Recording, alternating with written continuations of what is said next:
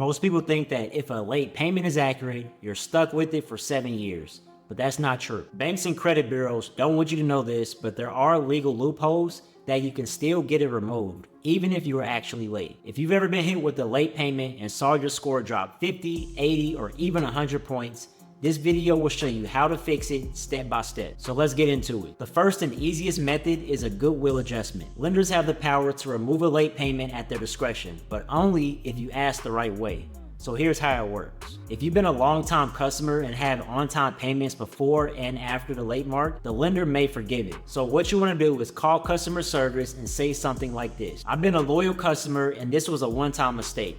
Is there any way you can remove this late payment mark as a courtesy? If the rep says no, ask for a supervisor. Sometimes the first rep doesn't have the authority to approve it. Now, if the phone call doesn't work at all, send a written Goodwill letter through mail or email. The key is making it personal. Explain why the late payment happened and why it won't happen again. Many banks grant Goodwill removals, especially if you have a solid payment history and aren't behind on other accounts. Now, another method is pay for delete, but this only works in certain situations. A pay for delete is when some banks and lenders will agree to remove a late payment if you offer to pay off the full balance or settle the overdue account. This works best if the late payment is on a past due account that's now closed or charged off. So here's how to do it. You're going to call the lender and say, if I pay off the full amount today, would you consider removing the late mark as a courtesy? And what's most important is that you always get a written agreement before making any type of payments. Now, I want to warn you, big banks like Chase, Capital One, and Discover typically won't do a pay for delete,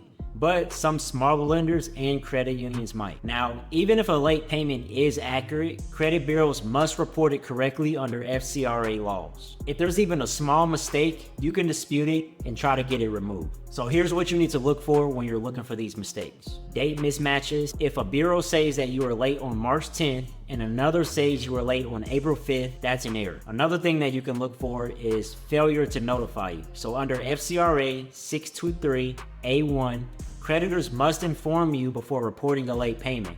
And if they can't provide proof that they notified you, the late mark must be deleted. Other mistakes you can look for is inconsistent reporting. So creditors must follow Metro 2 compliance guidelines. And if they reported the late payment incorrectly, you can dispute it as a Metro 2 violation. So in order to dispute these things, you'll need to go to Experian, Equifax, and TransUnion's dispute centers and file a dispute online or preferred through mail. Now, it's important to use this exact law in your dispute. So you'll say, under FCRA 623A1, the creditor must provide proof that I was notified before reporting this late payment. If they cannot verify, this must be deleted. And you want to attach any evidence showing errors, inconsistencies, or missing notifications. Now, the good thing is many creditors don't have proper records, so if they can't verify your dispute within 30 days, the late payment must be removed by law. Now, if the lender refuses to remove the late payment, even after a dispute, you can escalate the issue to the Consumer Protection Financial Bureau. Now, in order to file a complaint with the CFPB,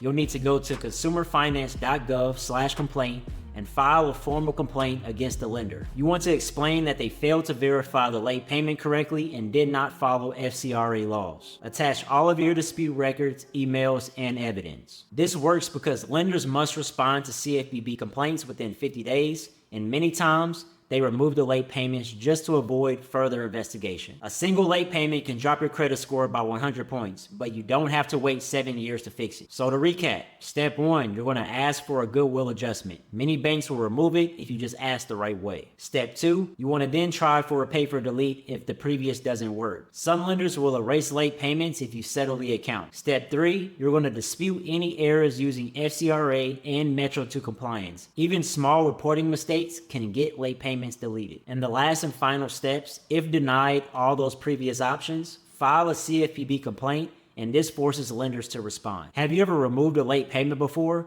Drop a comment below and let me know what you did. If you want more credit tips, hit the subscribe button so you don't miss my next strategy.